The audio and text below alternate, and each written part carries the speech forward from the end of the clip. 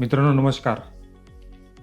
जे काही छोटे उद्योजक आहे, ज्याला फार गोंडस नाव दिलेलं आहे MSME, small and medium enterprises, त्यांच्यासाठी 3 महत्त्वाच्या गोष्टी ह्या व्हिडिओमध्ये मी तुम्हाला सांगणार आहे. फार काळजीपूर्वक ऐका, फार महत्त्वाचा व्हिडिओ आहे.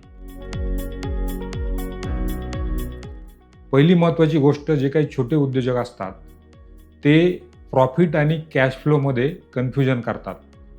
जो काही आपल्याकडे पैसा येतो तो प्रत्येक पैसा हा आपला प्रॉफिट नसतो.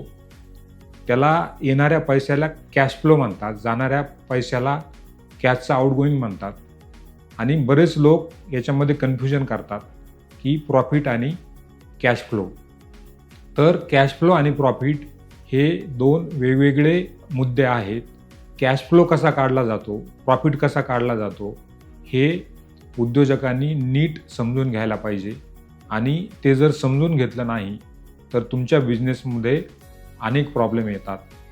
तर हा जो काही कॅश फ्लो आणि प्रॉफिट आहे हा तुम्हाला नीट समजून घ्यायचा आहे. आणि हा काही वर्षाच्या शेवटी नाही काढायचा.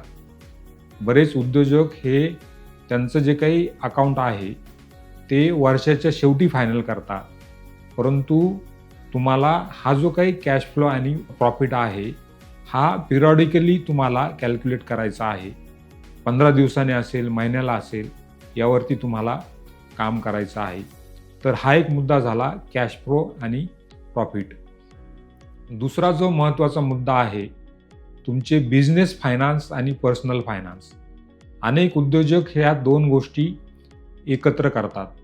म्हणजे बिझनेसमध्ये जे काही फायनान्स आहे ते तुम्ही पर्सनल कामासाठी वापरतात. बिझनेससाठी जे लोन घेतलेलं आहे ते पर्सनल कामासाठी वापरतात. पर्सनल म्हणजे तुमच्या मुलांचे खर्च, तुमचे जे काही कुटुंबाचे खर्च, तुमच्या अनेक वर्षभरामध्ये काही सण असतात त्याचे खर्च, तुमच्या घरात काही लग्न असेल त्याचे खर्च. तर बिझनेसचा फायनान्स आणि पर्सनल फायनान्स याचं मिक्सिंग झालं तर तुमची जी काही कॅशची लिक्विडिटी आहे त्याला प्रॉब्लेम येतो. तर तुम्हाला क्लिअर कट आयडेंटिफाय करायला पाहिजे की हे बिझनेसचे फायनान्स, हे पर्सनलचे फायनान्स, आणि त्यानुसार तुम्हाला त्याचं प्लॅनिंग करावं लागतं. अनेक उद्योजक जे काही स्टक होतात ते इथेच होतात की ते 2 फायनान्सेस आहे, बिझनेस फायनान्स आणि पर्सनल फायनान्स, याचं मिक्सिंग करतात. म्हणजे थोडक्यात मोठं खर्च घेऊन मुलीचं लग्न करायचं, याला तुम्हाला लोन मिळतं बिझनेससाठी, परंतु ते तुम्ही वापरतात मुलीच्या लग्नासाठी, कारण तुमच्याकडे फायनान्सचं प्लॅनिंग नसतं. तर हे जे काही बिझनेस आणि पर्सनल फायनान्स आहे याचं जे काही मिक्सिंग आहे हे आपण टाळलं पाहिजे. तिसरं सर्वात महत्त्वाचं, जे काही तुमच्या कंप्लायन्स डेडलाईन आहे.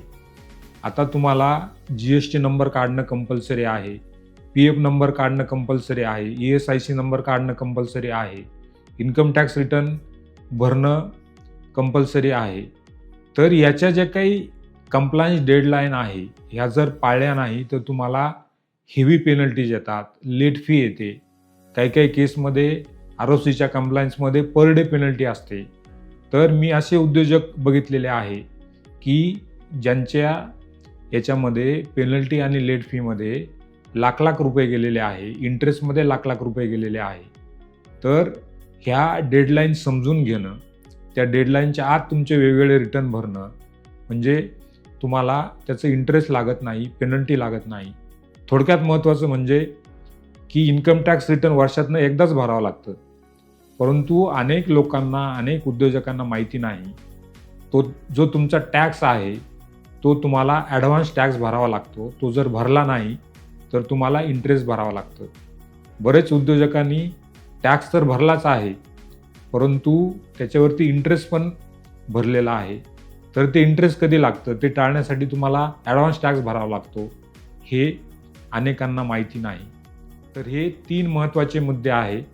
पहिला आहे कॅश फ्लो, दुसरा आहे पर्सनल फायनान्स आणि बिझनेस फायनान्स, आणि तिसरे जे आहे, जे काही वेगवेगळ्या कायद्यांचे डेडलाईन आहे ते पाळणे. आणि ते पाळले तर तुमचं बरंच सारं होणारं नुकसान टाळता येऊ शकतं. तर मित्रांनो, हे 3 मुद्दे तुम्ही व्यवस्थित लक्षात घ्यायचे आहे.